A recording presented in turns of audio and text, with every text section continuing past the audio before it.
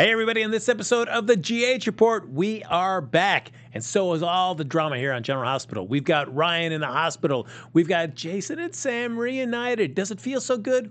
We'll talk about all that next. You're tuned in to AfterBuzz TV, the ESPN of TV talk. Now, let the buzz begin. Hey, everybody. Welcome to the AfterBuzz show, talking about GH. It's located in Port Charles, New York. There you go. Just coming up with my new little ditties there for the new AfterBuzz theme song here. Welcome, everybody, to the GH Report, breaking down all the latest happenings there in Port Charles. I'm Frank Moran. I'm Carla Renata. As always, folks, like us on Facebook. Give us those 5 stars on iTunes. Subscribe to the YouTube channel. And Carla's got her iPad up and running, which means the chat is up and running. It is up and running. And let's do a shout out real quick, shall we? Let's say hello to Lisa Wagner, Annie Goen, Joe Costanzo, Jennifer Pierce, Dulaman, Nakisha Jones, John Sapp. I think that's Sapp. Soap. Sorry, baby. I said Nakisha. Okay. Did you see? I love that. Say, did you see? What? I love that one. You're new to the chat room, I think. And Miss Dolores Leach and Loretta, thank you and welcome y'all to the GH Report on Sunday, June 2nd. That is correct. Yes, thank you for sticking with us. I know that we had promised to do a show Memorial Day, and then due to situations beyond. They're saying there's no sound. Oh, bless. Well, that's right. We're not talking. We're just mouthing the words. That's fine. Yes, due to a little work situation, we weren't able to be here last week. That was all me. Carla was ready to go, though. But I was like, no, Carla, we can't do it. She was devastated. But we're going to make it up for you, folks, with just a really hot episode focusing on the last couple weeks here. I know some people were saying, boy, I'm going to miss your Nurses Ball rants. It's fine. We'll go back and backtrack a little bit just to really give this Nurses Ball the attention it deserves. But before we dive in deep in these past couple weeks, what have you thought overall lately? Okay, so I thought that the Nurses Ball was a little lame. I thought there was only one number that kind of gave me life, and that was Cameron doing his thing. But the other ones, I'm like, it was okay. I thought that the only thing that gave the Nurses Ball a little zhuzh was when they found Brian, when they found Kevin. And then I felt like after that, the whole situation with Ryan and Shiloh started to kind of play. It looked like it was going to play itself out really rapidly, and then it kind of slowed its roll a little bit. So for those of you who were complaining about we don't have sound, we do now have sound. If you could just hit me in the chat room and let me know it's all good, that'll be great. Give me a little thumbs up so I know that you can hear us. One musical act, going back to the Nurses Ball here, that I just like, as much as I enjoy it, I didn't like it this year, was Ned and Olivia's. I usually love when Ned gets up there as Eddie Main singing his songs. This one was like, whew. That's what I'm saying. The only person that I liked in the Nurses Ball this year, I didn't even like, what's her name? Ava. I didn't even like her number. I didn't even like, I'm telling you, the only person that I liked was Cameron. The only thing that I liked really was Cameron and the opening number when they did Best of Your Love. My girl Dione and Sonia were singing lead on that. But then that one little nurse, bless her heart, she got up there. What's the nurse's name with the blonde hair? Amy. Amy got up there, and she can sing, but she was just trying too hard. And in the process of her trying too hard, she went a little flat. I was like, And I have to admit, there's always something about seeing Bobby Spencer in those opening numbers. Just run. She looks like she's doing a drive-by in the front. She just kind of runs across the front and then goes in the back. It's like she does a little swing around and she drives by again. I'm like, what is happening right now? And she can actually sing. I don't know why they don't give her something to sing. Jackie Zeman can sing. Yeah. So I'm like, I don't know what that's about. I always feel like Bobby doesn't really pay attention in the rehearsals for the Nurses Ball. Because she always looks. Yeah, she does. She always looks like, oh, am I supposed to go to stage right or stage left? Okay, where am I going? She always looks like she's bumping into people. It is quite comical. It is. We also get the awkward wedding proposal for Finn to Anna. Yeah. Kind of playing off what we saw last year when we saw it Curtis and Jordan. I mean, neither. I just think don't propose at the Nurses Ball, guys. Not a great deal. Well, they're trying to make it a staple. Like there's 4 things that are staples of the Nurses Ball: the red carpet, the opening numbers with all the nurses, somebody dies, and there's somebody getting proposed to. Those are like the staples of the nurses' ball throughout the year. So I want to know, what was the deal with the llama? Because we see it backstage with Cameron. Cameron. I didn't catch that either. I was like, was the llama... At first, I thought the llama was supposed to represent Oscar. You know what I mean? I thought, well, maybe this is Oscar's way as a llama trying to, like support. I know that's a stretch, trying to support Cameron. But then when the brother comes and takes the llama and says, "Oh, this is Lucy's llama," I'm like, oh, I wonder how many times they had to tape that with him saying Lucy's llama. That's a lot. But it was like, that's why we brought him in for the day. It's just to escort a llama out of the scene. Oh my God, it was pure comedy. But it's like, which would have been fine, but we never saw the llama ever again. I know. When did Lucy need this llama, and why was it necessary? She has that's another staple. Lucy always has some random animal at the nurses' ball. So this was the random animal, but usually they infiltrate the animal into the script a little bit better than they did this year. This year it was rando. It was like, there's a llama and now he's gone. Yeah, because I feel bad for Felix. We don't get to see enough of Felix. I'd love to see more Felix. But usually when it comes nurses' ball time, that's when he does get a little bit of shine. And then what we get for him is like, you're going to come into the scene and you're going to take this llama out. And then cool. And then the opening number, he's peeping over people to sing. I'm like, really? Y'all doing Felix like that? That's messed up. Since Sabrina left, they just kind of treat him like a scrub. Now we also get to see a little bit of the drama happening with what's our little school marm, Willow, where finally the Why secret. You call her school marm? School marm, Willow, where the secret gets out. Finally, Shiloh overhears, like, wait a minute, you were pregnant with a baby? Was it my baby? How dare you? Oh God, I cannot with him. They're like hashtag pure comedy. But we finally get to see Shiloh, kind of that like the rageful side of him really come out. We've seen like the smarmy kind of cocky side, but to really see like that angry side, it's interesting to see. I love that actor that's playing him. He really has exhibited quite a bit of range, but then last week they had him being a little kind of punkish until that moment that he met with, and yet there was a plot twist, Margo. That was a plot twist I didn't see coming. Did you see that coming? I didn't see that coming. So Margo's in the trust, which means I'm assuming she went through. You don't get to go into the trust without going through all the steps. Exactly. So how is Margo absolutely comfortable with that? Exactly. Which it seems weird to me. She seems like a strong, self-sufficient woman. I mean, I know she's been rocked through some personal stuff, but still, you're cool with what went down? And it's giving more backup to the fact that Shiloh got a type. He likes brunettes. You don't see him going toward anybody that's blonde. No, that's true. He has a type. It's brunettes. Harmony's a brunette. Sam's a brunette. Christina's a brunette.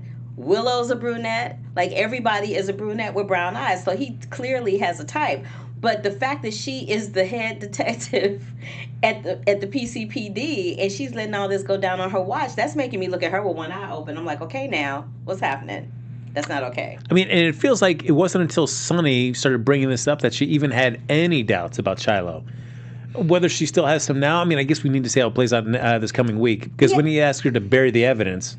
Yeah, but then the only reason why she went to see him is because Sonny got up in her face and was like, look, this dude did this, and this. Are you going to be okay with this?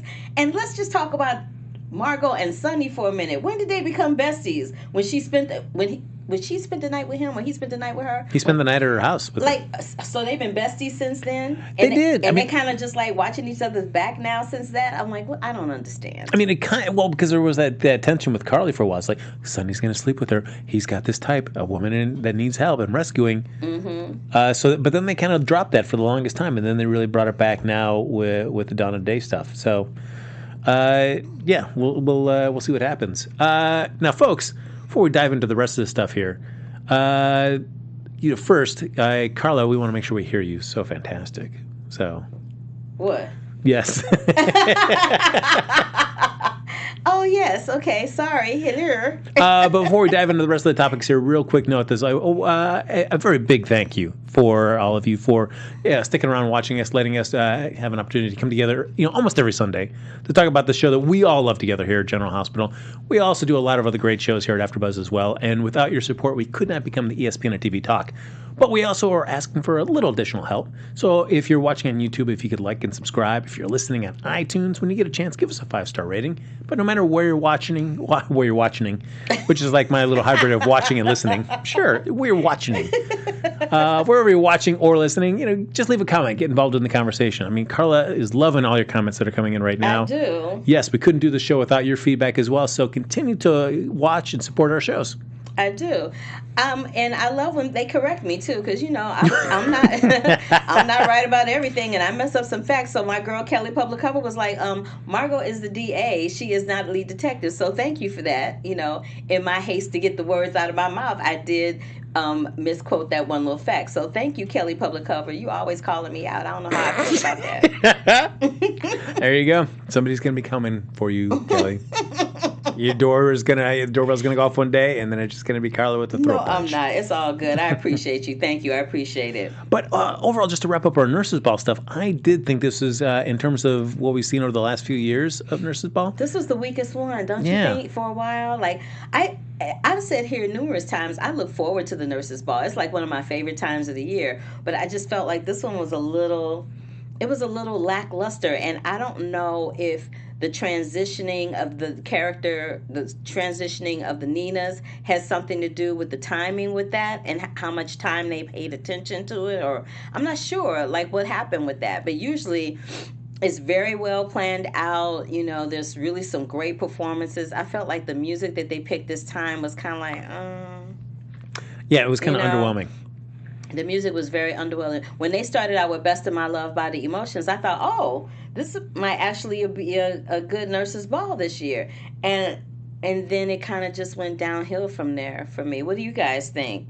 Yeah, because there was even Chase's song. Like last year when he was kind of tricked into it by Dante, it was like, all right, he kind of had fun with it. Yeah, but it was great because he kind of like he rose up to the occasion and did his thing. This one I was like, eh. They were like, Lucy only had 3 changes. Right, Lucy usually changes clothes like every time you blink your eyes, she's got on a different dress. She didn't have a lot of changes this year. There wasn't a whole lot of commercial. Remember last year, every time you turned around, they were putting in a plug for the sponsor of the Nurses Ball. They only mentioned what. I don't even think they mentioned the sponsor. They just said what it was at the beginning when Lucy introduced the Nurses Ball, and that was kind of it. You didn't hear a whole lot more about it. It was sprinkled here and there throughout, but not as heavily as I've seen them do it in the past. What I did like, though, is on the step and repeat for the red carpet, is seeing the brands of Port Charles on the step and repeat. So Corinthos Coffee, ELQ, Charlie's. You're like, you're seeing this like... That was kind of cute. I kind of love that.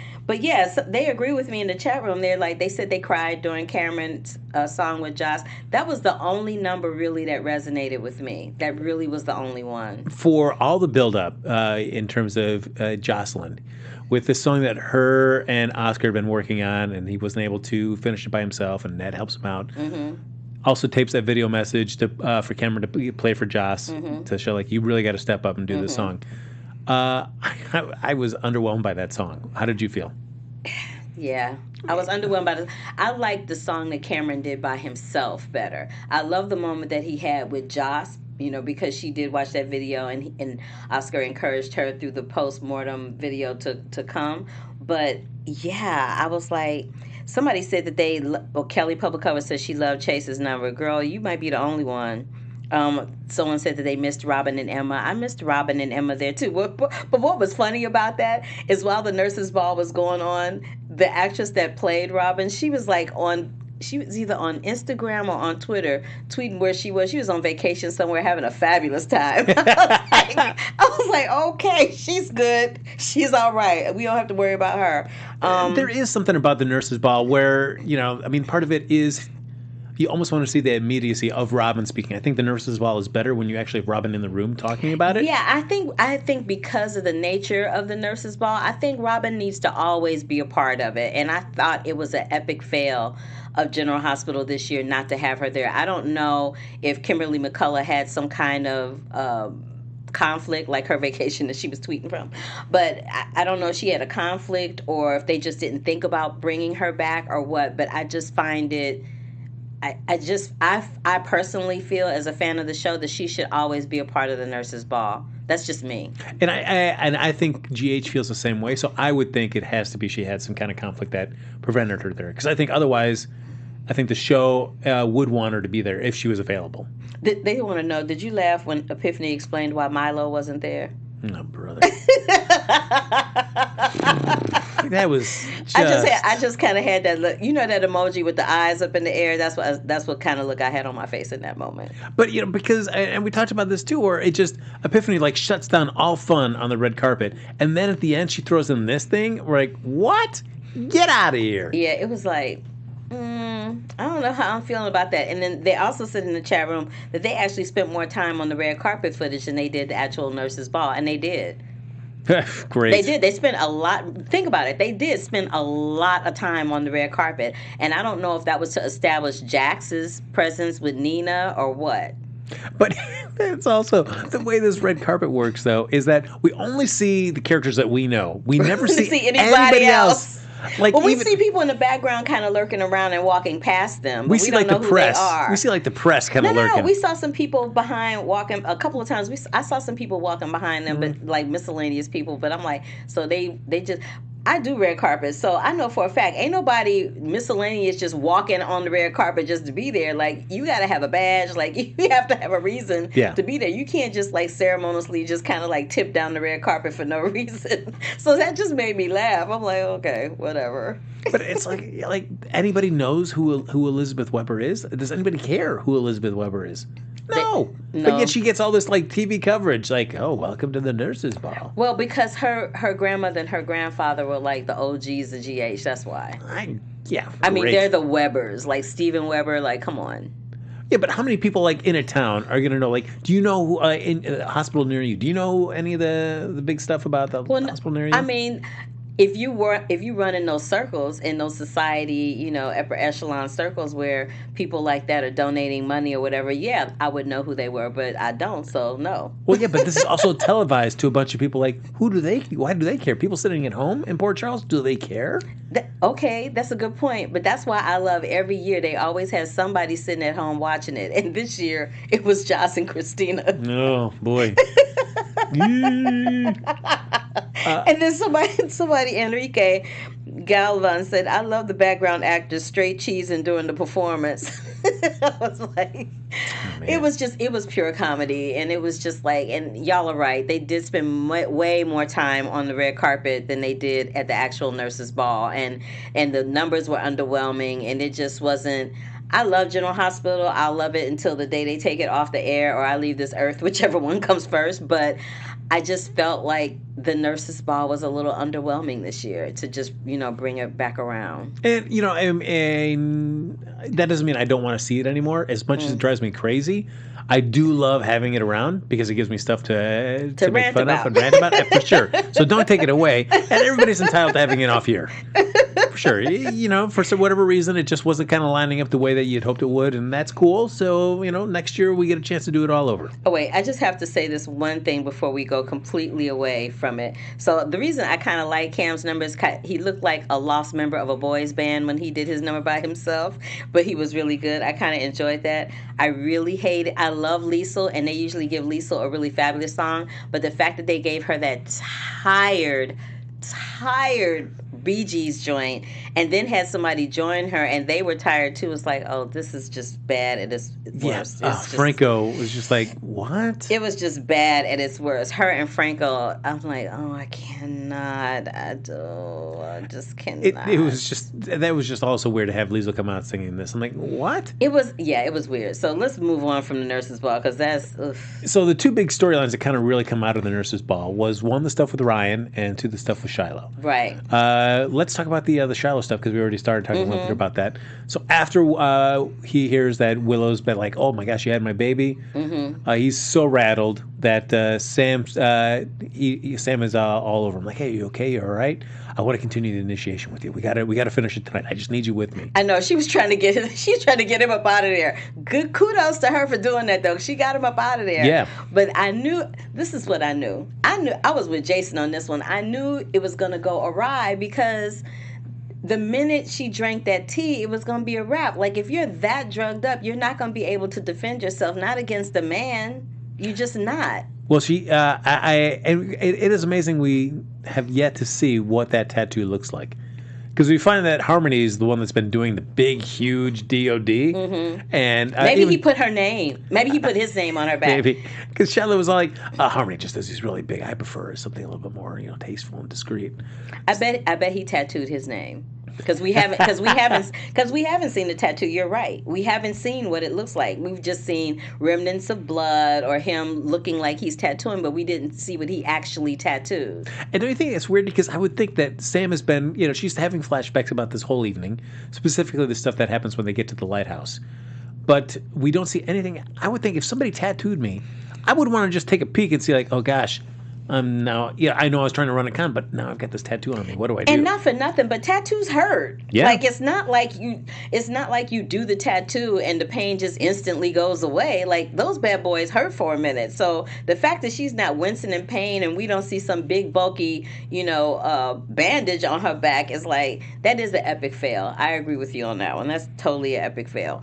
To see everybody's reaction, like when Willow showed the tattoo. They were mortified. So I was hoping to see Sam have that kind of reaction where she has to look in the mirror and see this thing that she now has on her body as kind of just a remembrance of what she did. Yeah, I mean, I felt this was the one time. What I loved about this particular caper is that Sam actually admitted this was and what I find interesting about it is that she admitted that it was the hardest undercover thing she ever had to do because she really had to tap into some acting skills to pretend to like somebody that she knows, that she literally cannot stand. But in the same breath turns around and tells Julian she gonna do it to help Wiley. I'm like, Miss Thing, did you not learn nothing the first time? Leave that mess alone. You've done your diligent duty. That's on them. Brad and Julian created that mess. You ain't got nothing to do with that. It's, I feel like, I think Shiloh's got a little bit of wiggle room in this because they had wired up for video and sound, everything in the DOD house. Mm-hmm. But other than the tattoo and I guess drinking the potion, the tea, he takes her out of there to the lighthouse where there is no footage. Right. And then Rena Sheen says, not Rena Sheen, I'm sorry. Enrique was like, how was he able to take her away and Jason not see that? He should have been outside. Maybe he did see it because they did get to the tower. They did find out they were at the tower, so maybe they followed them. Jason had to have followed them to the tower. And he had to, right? I would assume, or he knows where the tower is. So I think that's the only other significant place that Shiloh's taken Sam to. Mm-hmm. So I think it would stand to reason, even if he didn't follow him, he figured out if he's not here, then the only other place of importance to him would be that lighthouse. Mm-hmm. But the fact that there's it's basically his word, Jason and Sam's word against Shiloh in terms of. Because there's no witnesses. Yes. And the recording stuff is inadmissible in court. So there's that. Well, not in New York because as Sam says, you only need one person's consent. Right. But it's only in the house. There's nothing at the lighthouse. Right. But there is, aren't the guards at the lighthouse too? Weren't there two? No, the guards were just at DOD. Yeah. So that could be just enough room for Shiloh to have a little bit of wiggle room because I don't think Shiloh, especially with everything given on with Willow and Wiley. Wiley. Yes. I don't think he's just going to be shuffled off the canvas now. I think he's still got a little bit of storyline left. Well, I was living my best life when Jason came up and when he said when Shiloh started undressing and got to that, just got right to that button where his pants were about to drop down, and Jason came flying in that room and threw him up against the wall and down them stairs. I thought he was dead for a minute. I will give it up for the actor playing Shiloh though, because he did that when he gets like he starts and he gets even kind of start losing it for a second. We're gonna be together. It's gonna be great. I'm like, all right, man. That You're was watching so Shiloh. creepy. That creeped me out. I was like, oh my God, this is really gross. And in that moment, just for a split second, I forgot I was watching an actor. That means he was really good. Yeah. So they do. Jason does throw him down the stairs. He does survive, and he gets transferred over to the GH. I do like Sonny's visit to him. I'm going to get this, but I'm going to have an associate come by and talk to you tomorrow. Sonny is killing me this week. Sonny was in rare form. We hadn't seen that Sonny in a minute. I was living for that. It was kind of great because they've been having him be a little DL since this whole Christina thing went down. But now he kind of revving back up, and I'm kind of loving it. Well, even at the nurses' ball, when he comes in to Shiloh talking to Christina and Sam, and he interjects. Mm-hmm. And the way he's talking to Shiloh, and he just has a smile on his face. That little smirk. I just want to punch him in his throat and wipe that smile off his face. Oh my God. Every time he smiles, I'm just like, ugh. And how about when he was in the hospital and Sam came in, he's like, oh my God, Sam, thank you so much. What happened to Jason? Like, and she went off on him, and he was like, He's like, oh, is she talking back? And then I also loved how Jason was kind of like Santa Claus running around town giving everybody their pledges back. Yes.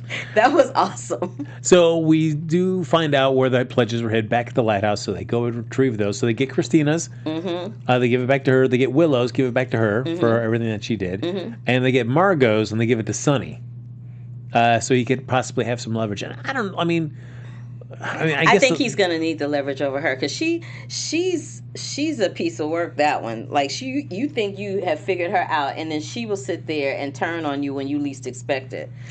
It feels and like she's done it, especially to Sonny. She's done it numerous times, more than once. So I would agree. I'm not mad at them for having given it to Sonny so that he can have leverage over her, because she'll go left on you in a minute. You never know what she's gonna do. But I feel like Jason thinks it's a smart move to have leverage on her. I feel like Sonny is the one, because Sonny's always apologetic toward Margo. That's his guilt talking. So that's his guilt talking. Yeah, and I just don't know if he's going to actually keep this or give it back to Margo. I could easily see him giving it back to Margo. I don't think he's going to give it back to her. Because at the end of the day, Sonny don't care about nothing but Sonny and anything in Sonny's realm. So I don't think he'll give it back to her. I really don't. Like he said this week that he cares about Margo, but he don't care about her like he care about Carly. Oh, no. I'm just saying. So and he know it would be, look, his butt would be on a platter, sliced up and served to somebody by Carly if he even thought about doing that. So no.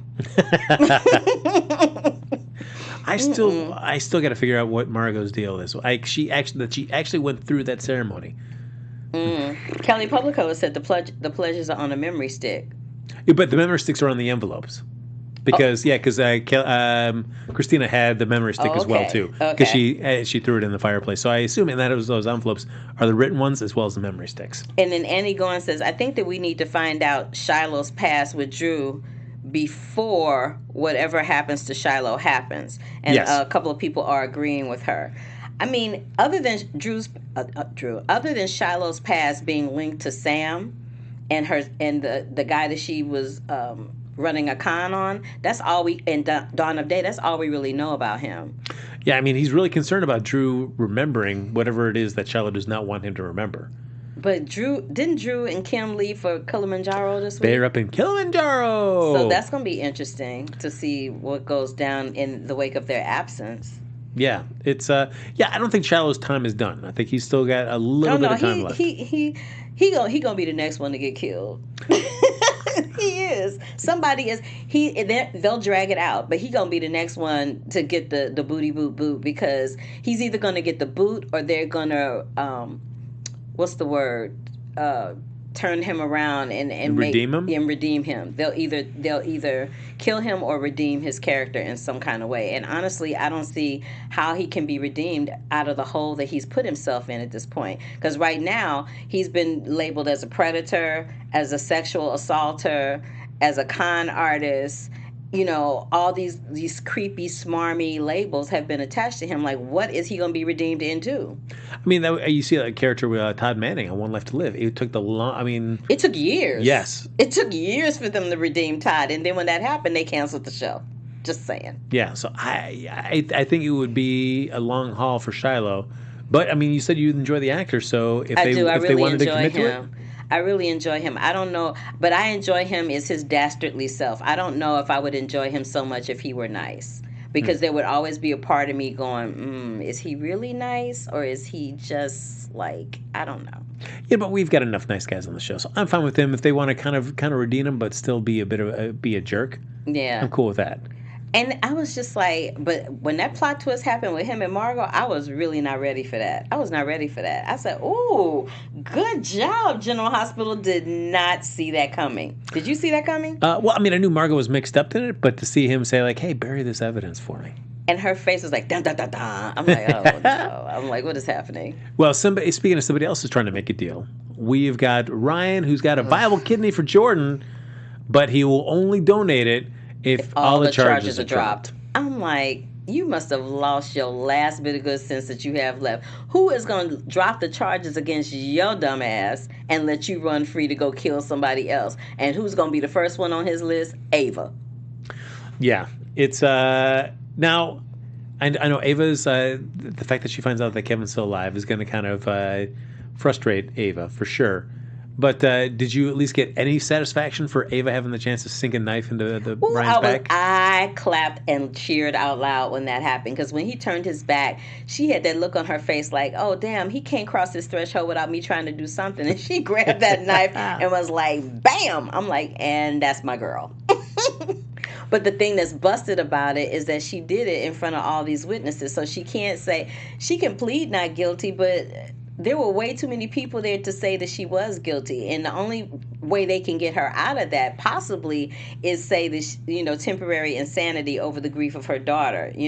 That's the only thing that would save her in that situation. But if Ryan ends up coming out of this situation with the kidney and living, right? If they find some kind of middle ground to that keeps him alive, then he's going to end up in a mental institution. And what are the odds that they would end up in the same one? A lot. Just saying. True. So it was interesting, this scene, because Curtis tries to talk to Ryan, and that's when Ryan throws down his deal, what he needs to get this kidney into Jordan.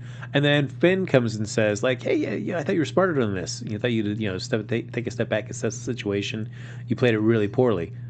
I'm curious to see what Ryan's next move is, because you feel him kind of like, he seems like he's kind of thinking like, oh, maybe I did mess up, or maybe I overplayed my hand. So I'm curious what Finn thinks Ryan's smart move should be, and if Ryan can figure out a smart move out of that. I think Ryan is going to convince somebody. It's either going to be Finn, Franco, or Curtis. Somebody's going to kill him so that they can get that kidney, because he's not going to go for the deal of, somebody's going to let them drop charges again. And nobody's going to do that. And he's not going to just, out of the kindness of his heart, give up the kidney, or he would have did that a long time ago and not had a steady stream of visitors trying to convince him otherwise. Do you want Ryan to die, or do you want him to be kind of like a Heather Weber, where we can kind of pop in every so often with him? I kind of want him to be that. I want him to be that. Now, if they were going to redeem somebody, I would want to see them redeem him, but that would be way too much work for John Lindstrom. Doing double duty. I wouldn't wish that on a brother, but it sure would be really interesting to watch. It would be. That would be some incredible hurdles. It would be some major acting. People are asking if Jordan's going to die, and then somebody says they should let her die. I'm like, no, that's not nice. Like, this is the thing about the young lady that took over in the role of Jordan. I feel like she had a hard time getting her stride, and then once she got her stride and the audience meaning me in this instance, was starting to get used to her and kind of, begin to love her, then they created this kidney situation. And I'm like, man, y'all gonna kill her off. You didn't even give her an opportunity to do her thing, really, I don't think they'll kill her off. I don't want them to kill her off. No. And they got Curtis looking all sappy. I'm like, oh no, we can't have that fine brother walking around looking all pitiful. Like, he too fine to be looking that pitiful. I'm like, oh no. Au contraire, we cannot do that. We have to have him smiling so we can see those pearly pretty whites. Absolutely. Yes, sir. Mm-hmm. One person that it looks like we're going to be seeing a lot of, though, is your boy, Jasper Jax. Just calling me Jax. I love Jax. And I love that Jax straight up was like, yeah, I hate Sonny. Like, he wasn't even trying to sugarcoat it. He's like, I love it. He's like, I hate Sonny. And Sonny's like, yeah, I don't like him either. And he needs to not be living next door to me. But it was great. Like, during that, I thought they played it great. During the time when Jocelyn needs them. We're not going to bring that up, but as soon as that's kind of put aside and we're done. Yep, they're like, and scene. Yeah. Let's move on. So Jax is feeling some kind of way because Sonny manipulated some things to get him out of the country and then fix it so that he couldn't come back in. So that's why we hadn't seen him in a while, story plot-wise. But now he's like, I feel like he's trying to hook up with Nina. It is interesting that he's got, like... and Nina's acting like a little schoolgirl, like, oh my God, I'm so excited. And Valentine is feeling some kind of way. So that's a whole nother little plot twist that's about to unfold. Which I'm liking somebody to go up against Valentine. So having Jackson there is great. And it can attack him from two fronts, both from a corporate side as well as from a romantic side. It's taking something personal from him as well. Yeah, I'm living for that too. I was like, well, okay, Jax. Yeah, so This is great. This is what I've been waiting for.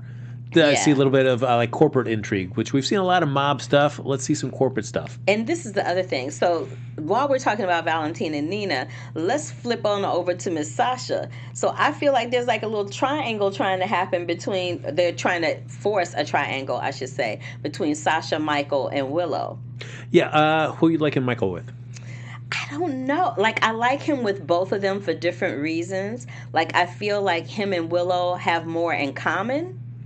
But I feel like there's more sexual tension between him and Sasha. So I don't know. Like, when I look at him and Willow, I don't see sexual tension at all.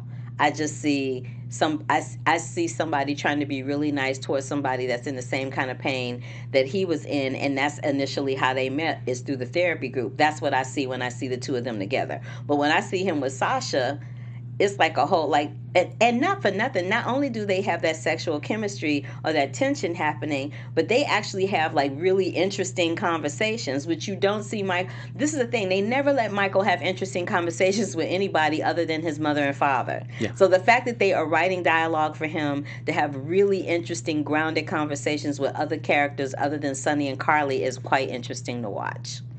I do like it. I mean, because the way they've been playing it with Willow and Michael and then also Chase, we never really see like Willow having any kind of like longing looks, like she's like... No. So, I mean, it seems like they're really treating the Chase and Willow relationship as really strong. Yeah. And I like them together. Yeah. I didn't at first. Like, I was like, I could have cared less. But they're starting to grow on me. I kind of like Willow and Chase. Because I love the fact that Chase feels like Willow is somebody that needs him. He needs somebody to need him. He seems like that kind of dude. Like, whenever she's in peril, he's like ready and right there, willing and able to help. Michael, too, for that reason. But what I loved about Michael is that Michael was like, I had to leave my girl Sasha, and then he went back and apologized for doing that. Now, a brother that don't really care about you ain't trying to come back and apologize and be like, yeah, I'm sorry I left you for that other chick. You know what I mean? Yeah. But he kind of circled back and was like, yeah, I'm so sorry that happened. She's like, yeah, I understand. I get it. And the fact that she was sitting back, laying in the cut going, I get it, it's all good. That even makes him even more attracted to her, because he was looking at her like, oh, so you're that girl. Okay, I might be able to do something with this. But what I'm gonna need Nina to do is to keep her mouth shut and keep her face out of their business. That has nothing to do with you. Oof, that is. Why rough. are you all up in their business? Why don't you worry about what your husband do, or your fiance, or whatever the hell he is? Worry about what he's doing and leave their business alone. Well, we know the Sasha stuff's gonna blow up. When it does, can Michael look past all that with Sasha, or is he gonna go like, you basically, even though it's not on me, you were somebody that was pulling a con on somebody else? I can't be with somebody like that. He seems to have been burned by the whole situation with Nell. So I feel like there's a part of him that's probably he will think about that and entertain that if he does or does not go forward in a relationship with Sasha once the stuff hits the fan. Because he said on more than one occasion, he said it to Willow and he said it to Sasha, I can't be with somebody who has lies or secrets. He said it more than once. But, that's kind of like the pot calling the kettle black, because your daddy is a mob boss. How many secrets and lies do you have sitting in the back of your throat? You know what I mean? Yeah, I mean, that is definitely tough. I mean, and I think the way to get around it is that it was, sure, she's, being dishonest and she's telling lies, but it's not directed towards Michael. No. It's not impacting his particular life. I mean, so not I right feel like, now. Yeah, but then that does question, like, if she can do this kind of lie for so long, so convincingly, what could she do it to me? Exactly, and that's my point. I'm like, he'll be like, no, and he might do that, and that might have her leave Port, and that might be the impetus for her to leave Port Charles. Although I do feel, but I kind of like her there. I do like her, and I feel like with Nell, we always saw her kind of lying and scheming to everybody. Yes. With Sasha, I feel like we know the lie about Nina's daughter. But other than that, though, she seems to be straight up with everybody else about everything. Yeah, and we've seen her on more than one occasion get ready to spill the beans and tell. Yeah. Like, did she tell? I think she told Michael. Didn't she tell Michael? Nope. She hasn't told. She hasn't told anybody somebody. Yet. She hasn't told a soul. She had when she was in the hospital. Like, I wish we remember. Didn't she fess up to him then? No, because when he asked her about it, he's like, oh well, she still doesn't feel like my real mom because I have my adopted mom feels like my real mom. Oh, for some reason, I thought she fessed up. And I was like, ooh, that was brave. She hasn't exposed anything yet. I was like, ooh, girl, you good. But it's a coming. Folks, we're getting ready to wrap up. We're talking about one quick news item. And that would be news. We did see one recast this week. Danny, the son Danny of Sam and Jason there, played by TJ Weaver, has been recast. So there was a big outcry on social media there from both the cast as well as fans, and TJ being very gracious in what is certainly a young actor dealing with the whole Hollywood casting situation. Yeah, welcome to television, my dear. That's what they do, especially on soap operas. Yeah. Like, I'm surprised they kept him as long as they did. You know what I mean? Yeah. Like, I'm surprised they kept Danny the age that he was as long as they did, and I'm really surprised that they've kept Spencer as long as they have, because usually those two boys, they would have been gone. No, well, I mean, but somebody really loved their work or really liked them for them to be there as long as they were. So, yeah. So we have a new actor playing Danny, which we just saw on this Friday's episode. So our first foray into the new Danny. I kind of liked him, though. Did you like? I liked him. He was a cute kid. Yeah. So. What that means, though, I'll be curious to see. Usually a recast kind of means they're trying to do a little bit more with the character. Well, they want to do something different with the character. Well, they have Jason moving back in, so. So we need a new Danny. The old Danny wasn't cutting it. Yeah, the old Danny went. And then in the chat room, they're like, "Yeah, Danny's older than Jake now," and they're like, "Yeah, Danny aged, and next will be Scout," because we ain't seen Scout in a minute. Yeah, I'll be curious to see how old Scout's going to be. We haven't seen Scout since that really awkward moment. Remember that? Playing with Oscar out there. She wanted to show you her toys. She was so sour that morning. Did not want to show you anything. Oh, and what's even funnier is that when Jason walked into the scene this week, and I think Sam was like, "Where's Scout?" He's like, "Yeah, she was a little cranky." Yep. Olivia said, "Nope, she wouldn't be fun for this party." That made me laugh out loud. It was funny. Ladies and gentlemen, that is going to do it with Carla's great laugh. What better way to go out on this episode of the GH Report? As always, folks, like us on Facebook, give us those 5 stars on iTunes, subscribe to the YouTube channel, and thank you, everybody, for hopping in the chat. If you want to follow Carla or us, I'm talking about me as an us, after the show's over, Carla, where can they find you?